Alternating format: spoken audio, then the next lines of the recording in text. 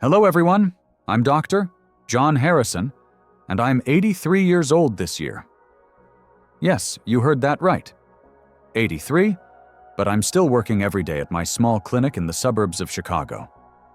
Have you ever found yourself wondering, at this age, can I still manage to work? I'm pretty sure many of you have asked yourself that same question at some point. But let me tell you, every morning, I still climb up to the 3rd floor using the stairs. No elevator for me. And on weekends, I play with my grandchildren in the backyard.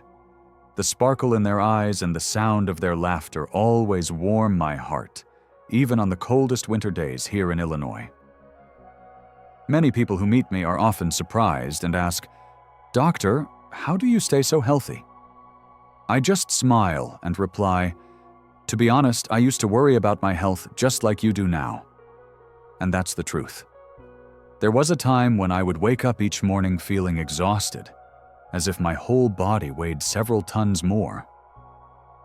Questions would swirl in my mind. Am I going to become a burden to my children? Will I end up in a nursing home one day? Have you ever thought about that?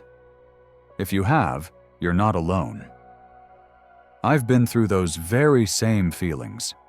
In fact, when I had a heart attack at the age of 62, I thought my life was over. That night, lying in a hospital bed, staring at the plain white ceiling, I asked myself, does my life still have any meaning? I let out a deep sigh, but my heart ached terribly. Yet, it was at that very moment that I came to a precious realization. It's never too late to make a change. It's never too late to start a new journey, to live a new life filled with energy and hope. And today, I want to share this story with all of you.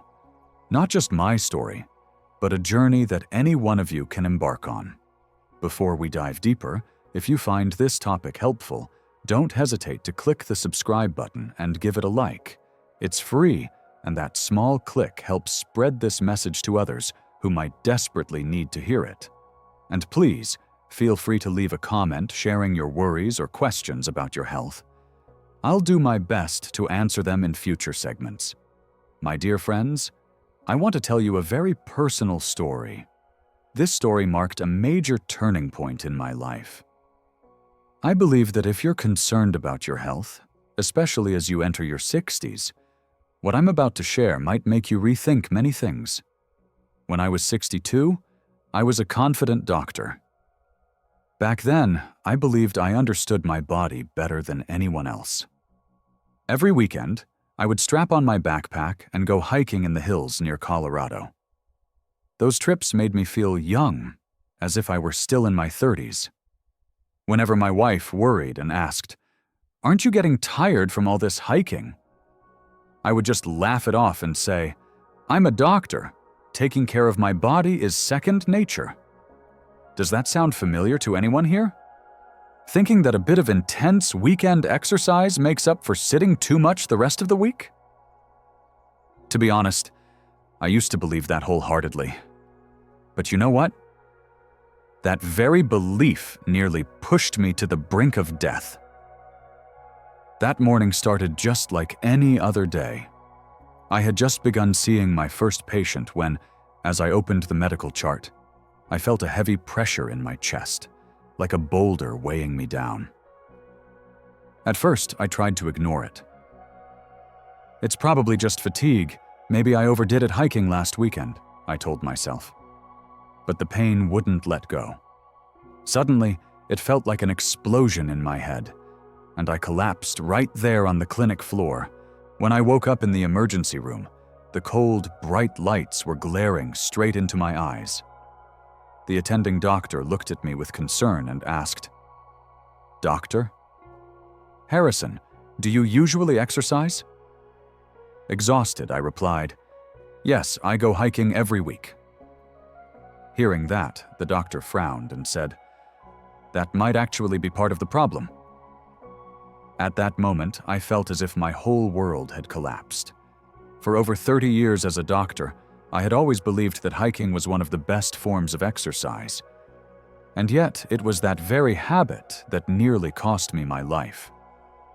It was a moment of harsh realization.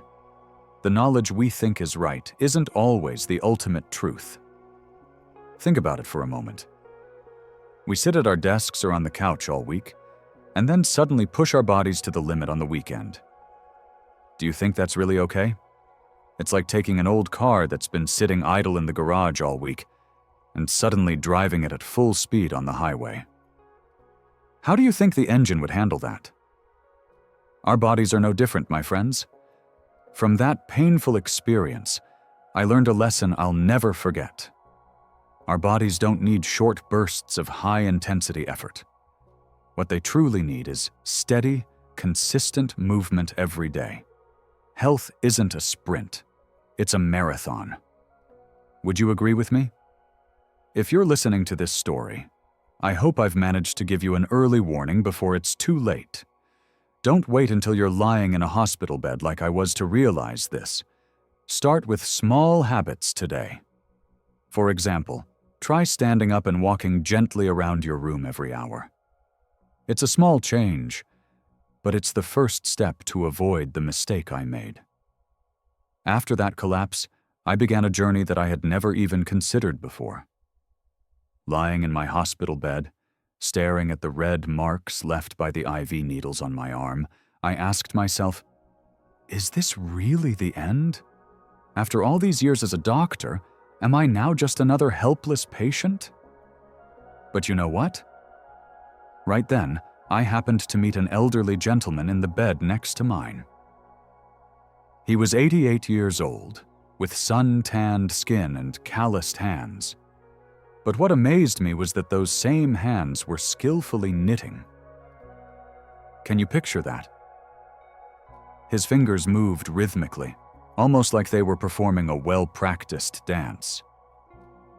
I asked him, surprised, "Sir, how are your hands so steady?" He smiled, his eyes deeply wrinkled yet bright with joy, and said, "Just a little at a time, young doctor.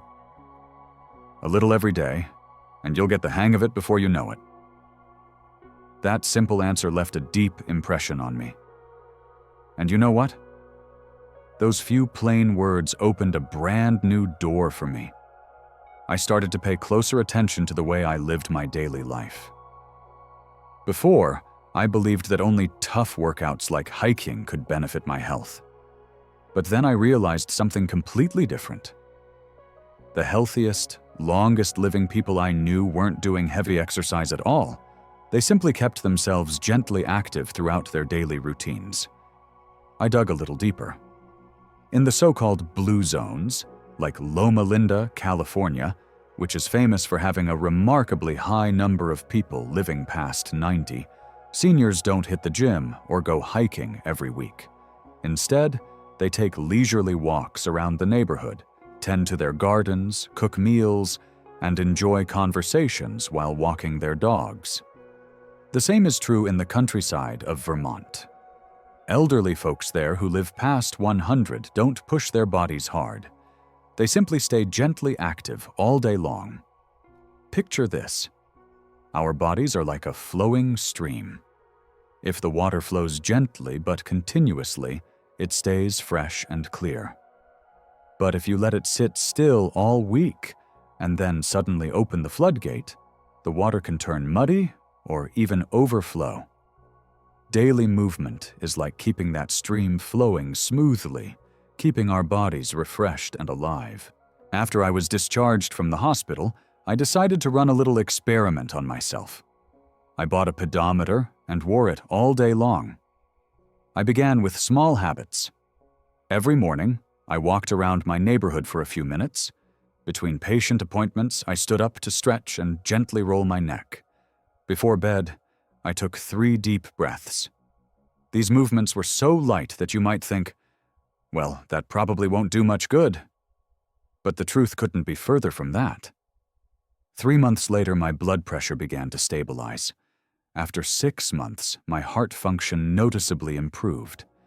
And after a year, I could feel my flexibility returning, even better than before my illness.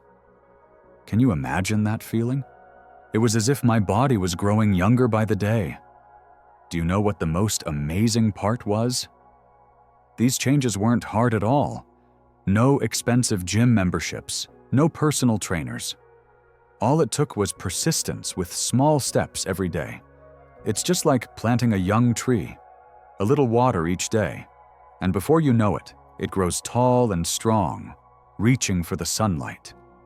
My dear friends, through my own experiences, I've come to understand something important. Health is not some magic gift that appears overnight, but the result of small daily habits that accumulate over time.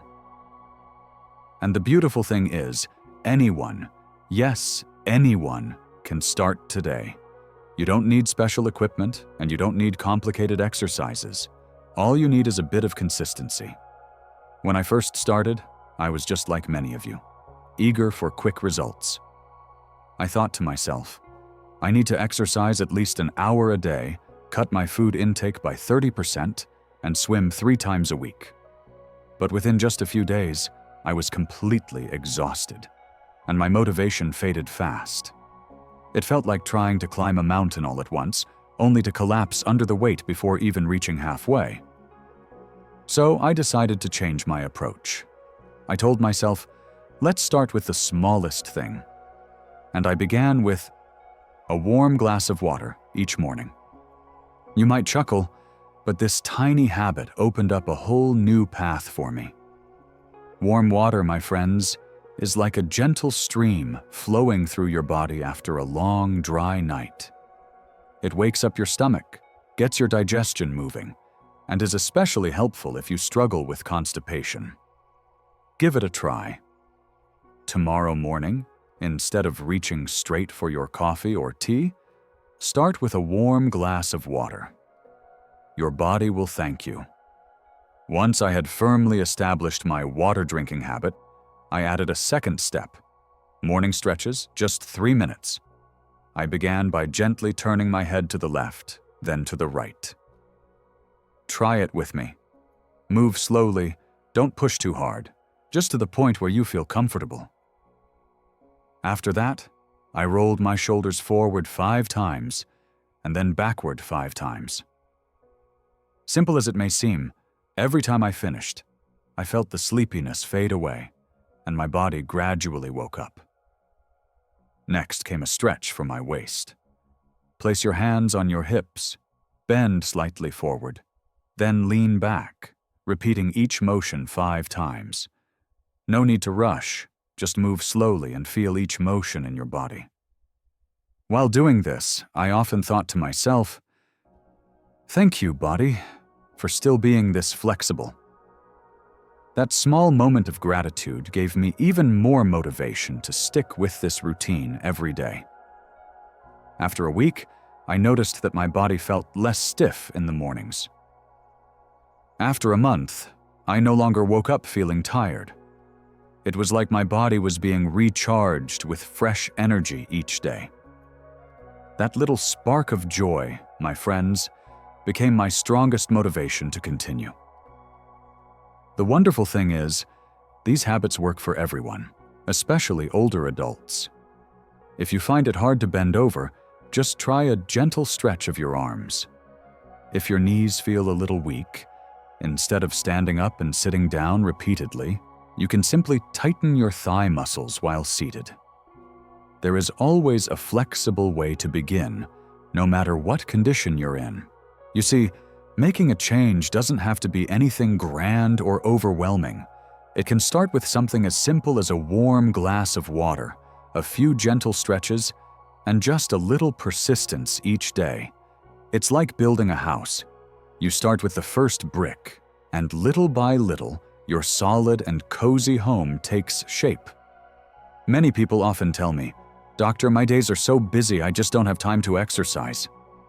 When I hear that, I simply smile and say, have you ever noticed that even on the busiest days, there are so many little moments of free time that we usually let slip by? It's true, my friends. We're so used to waiting passively, waiting for the soup to finish cooking, waiting for the elevator, waiting for the phone to connect. So why not use those very moments to care for our health? Let me share with you how I did it. Between patient appointments, I usually have about 1 or 2 minutes before the next person walks in. At first, I would just stand up and stretch my back a little, but slowly I realized this was a hidden treasure chest of time that I had been neglecting. I began to make use of those spare minutes to gently roll my neck and shoulders or even march in place. You might think, what good is just 1 or 2 minutes? But imagine this. If you have 10 moments like that in a day, you've already added 10 to 20 minutes of light movement. It's just like saving small coins in a jar. Every stretch, every gentle step, when done consistently, adds up to much more than you might expect.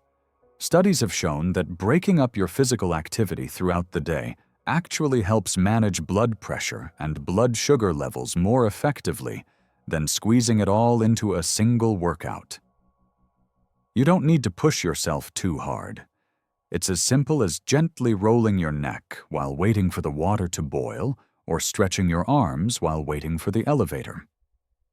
If your health allows, you could even take the stairs instead of the elevator. When watching TV, get up and walk around the room during commercial breaks. These small actions are like precious medicine for your body. I still remember one of my patients, Mr. James, who's 74 years old. When I first encouraged him to use his spare moments for movement, he chuckled and said, "Oh dear doc, I think I'm too old for that." But you know what? 3 months later, when he came back for a follow-up, he proudly told me, "Doctor, I've managed to squeeze in nearly 30 minutes of activity every day." His face was noticeably rosier, and he walked with much more energy. That was the result of all those little moments that once seemed so trivial. Just think about it. Each day we all have these pockets of time scattered throughout our routine. If you start making use of them today, before long you'll notice your body feeling stronger and more flexible. And the joy of knowing you created that positive change for yourself? That, my friends, will surely bring a smile to your face every single day. Now, let me tell you about a very special companion that has helped me stay healthy for many years. Can you guess what it is? It's not a personal trainer, nor is it one of my fellow doctors. It's the staircase at my clinic. Some of you listening might be sighing, "Oh, come on, what's so special about a staircase?" But hold on, let me finish the story. I'm sure that by the time I'm done, you'll look at the staircase in your own home with entirely new eyes. My clinic is on the 3rd floor of a small building in the suburbs of Chicago. When I was younger, I always chose the stairs as a way to stay fit. But to be honest, after going through a heart attack, there were times when those stairs felt frightening. I was afraid that with just one misstep, my heart might betray me once again. But then, I remembered the words of the elderly gentleman in the hospital bed beside me. Just take it little by little. So I decided to make peace with the staircase. At first I climbed slowly, one step at a time. No rushing, no pushing myself too hard. I paid close attention to my breathing, letting my heartbeat guide each step. Once a day, then twice a day. And gradually the staircase was no longer my fear, but my closest companion on the road to recovery. You know, there's something interesting I discovered. Climbing stairs doesn't have to be a race. Many people make the mistake of thinking the faster they climb, the better. But in reality, it's the slow, steady pace that helps us strengthen our bodies without putting too much strain on the heart. Stairs are like a free exercise machine right at your fingertips. No need for an expensive gym membership. I still vividly remember the first time I made it all the way to the 3rd floor without having to stop and rest. It felt like conquering a mountain, not with speed, but with persistence. When my foot finally touched that last step, I leaned against the railing, looked up at the sunlight streaming through the window, and smiled with satisfaction. Today, I have conquered myself, I thought to myself. Before long, climbing the stairs became so natural that if anyone offered to let me take the elevator, I would smile and gently decline, saying, "Thank you, but the stairs and I are old friends." You can start today, too. If you have stairs at home, try using them daily. If not, don't worry. You can mimic the movement by standing up and sitting down on a chair or stepping onto a low platform in your home. What matters is not the height, but your consistency and safety with each step. I have a patient, Mrs. Linda, who is 71 years old. At first, she simply stepped up and down on one stair at home, just 3 minutes a day. She once worriedly asked me, "Doctor, is that really going to help?" I smiled and replied, "Keep at it, and you'll see the miracle happen." 6 months later, she wasn't just climbing all 3 flights of stairs in her apartment building. She was also taking her granddaughter for a walk every afternoon. Her face beamed with energy and life every time I saw her. You see, even a small staircase can open a big door to better health. The most important thing is to start, even if it's just with a single step. And once you get used to it, you'll realize you're not just climbing stairs, you're climbing the steps toward a healthier and happier life. Now, I want to take you to a very familiar place, one we all visit at least 3 times a day: the dining table. Some of you might be thinking, "Oh, it's just mealtime. What's so special about that?" Right? I remember clearly one of my patients, Mr. Robert, who at the time was 76 years old and struggling with advanced type 2 diabetes. He came to see me with a worried look on his face and said, "Doctor, every time I eat breakfast, I feel anxious. If I eat too much, I worry about my blood sugar spiking. But if I eat too little, I don't have enough energy. I wonder, is this also something many of you worry about?" I invited Mr. Robert to sit down, and together we looked at the smallest habits at his dining table. You know what? The first change I suggested wasn't about strict restrictions or cutting out his favorite foods. Not at all. I simply said to him, "Why don't you try chewing each bite a little longer, about 20 times per mouthful?" At first, Mr. Robert was a bit surprised. Is that really it? But yes, my friends, that's really it. Because when we chew thoroughly, our food is broken down into smaller pieces, making it easier for the digestive system to do its job. Plus, by chewing slowly, the signal of fullness has time to reach the brain, helping us avoid overeating. But that's not all. I also advised him to sip water in small amounts during meals, instead of gulping down a whole glass at once. This keeps the digestion process running smoothly, like adding oil to keep a machine working properly. And there was one more important thing. I suggested that Mr. Robert turn off the TV and set his phone aside during meals. It might sound simple, but think about it. When we eat while watching TV, our minds are distracted and we stop paying attention to our body's signals. As a result, we often eat more than we need without even realizing it. 3 months later, when Mr. Robert returned for a follow-up, he was smiling as if he had taken 10 years off his age. "Doctor, I no longer feel anxious when I eat breakfast," he said happily. "My blood sugar levels are much more stable now, too." Hearing that, I couldn't help but share in his joy, as if we had both won a great victory together. You see, taking care of our health doesn't have to begin with big or complicated steps. Right at our dining tables each day, we can plant the seeds of better health for our future.